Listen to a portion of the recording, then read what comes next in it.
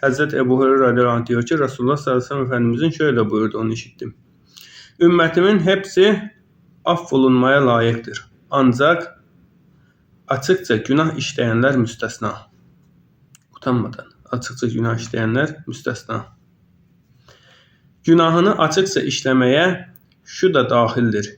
Ki geceleyin kötü bir amel işler, Allahu Teala onu affetmiş olduğu halde, insanların önünde açığa çıkarmadığı halde, sabah olunca, ey falanca, ben dün gece falan falan kötülüğü işledim der.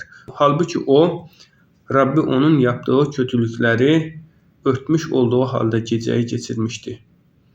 O ise sabah olunca Allah'ın örttüğü kötülüğü kaldırır. Yani insan geceleyin bir günah işler, fakat Allahu Teala rahmetinden dolayı dilerse Allahu Teala kulunu bağışlar. Rahmetinden dolayı o günahı örtmüştür. Fakat insan kalkar da sabah başka bir kimseye o yaptığı kötülüğü anlatırsa Allahu Teala buna gazap eder. Yani burada sevmediği insanlardan olur. Buhari